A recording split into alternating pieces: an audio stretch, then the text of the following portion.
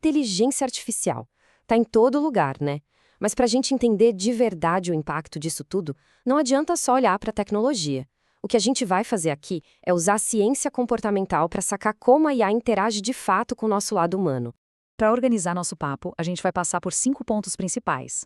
Vamos começar com um princípio fundamental, depois vamos ver um jeito prático de aplicar a IA, aí a gente mergulha no impacto na nossa vida, vê como a ciência comportamental pode deixar a IA melhor e, por fim, damos uma espiada no futuro. Muito bem, vamos direto ao ponto. Antes de sair usando qualquer ferramenta nova, tem um passo essencial que, olha, não dá para pular. Pensa só, quando aparece uma tecnologia nova, brilhante, o nosso primeiro impulso é focar nela. A gente fica maravilhado, né? E logo pensa, uau, o que eu consigo fazer com isso? Só que essa abordagem muitas vezes leva a gente para o caminho errado.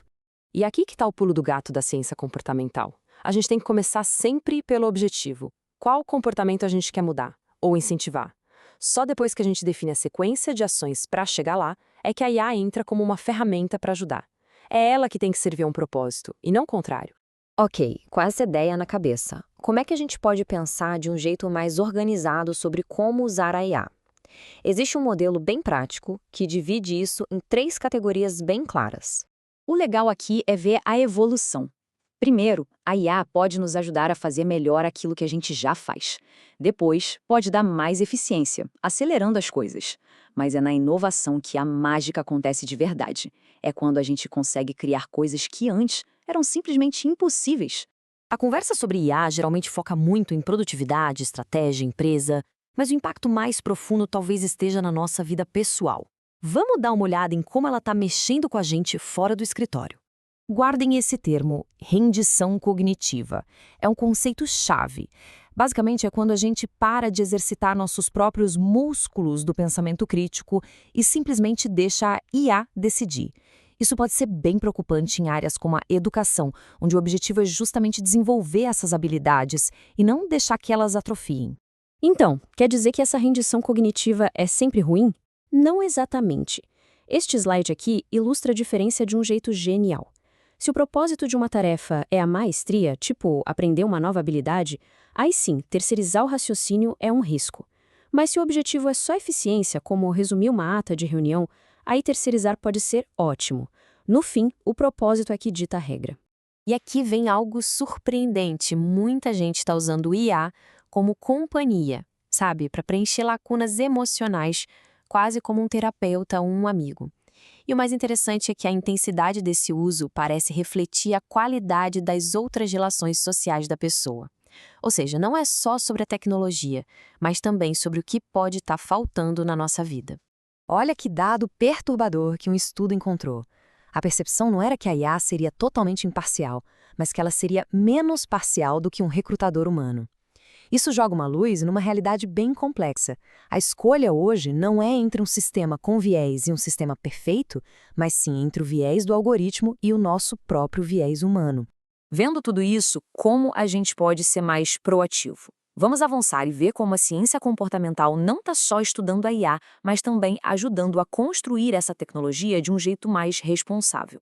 A ciência comportamental aqui é fundamental. Desde a criação de padrões que incentivem resultados positivos até a orientação ética da IA, a ideia é garantir que essas ferramentas sejam feitas de fato para as pessoas. À medida que a IA fica mais complexa e menos determinística, ou seja, o mesmo comando pode gerar resultados diferentes, a questão da responsabilização vira o centro de tudo. Essa é a pergunta de $1 milhão, e a resposta para ela vai definir o nível de supervisão humana necessária em cada setor. Em áreas de alto risco, como medicina, por exemplo, o medo do erro provavelmente vai manter um ser humano no circuito porque, no fim do dia, alguém precisa ser o responsável. E essa história toda sobre papel humano, responsabilidade da IA, nos leva a uma reflexão ainda maior. A IA não é só um objeto de estudo para a ciência comportamental. Ela está, na verdade, remodelando o próprio campo. A ciência comportamental aplicada já passou por algumas fases, sabe? A primeira onda foi de pura euforia, quase um pó de fada mágico. A segunda foi um choque de realidade, com a crise de replicação questionando a validade de alguns estudos. E agora, estamos na terceira onda, a era da nuance, e a IA surge como uma força que muda tudo. Então, o que o futuro nos reserva? Parece que existem dois caminhos possíveis. Um é o modelo de equipe autônoma, em que os cientistas comportamentais atuam como consultores internos. O outro é um futuro incorporado, em que a ciência comportamental não é uma área separada, mas uma habilidade presente em todas as partes de uma organização. E isso nos deixa com uma última provocação.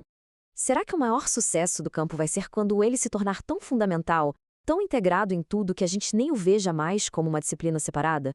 Talvez o objetivo final não seja ter equipes de ciência comportamental cada vez maiores, mas sim infundir seus princípios em tudo que a gente faz, tornando-a, no fim das contas, invisível.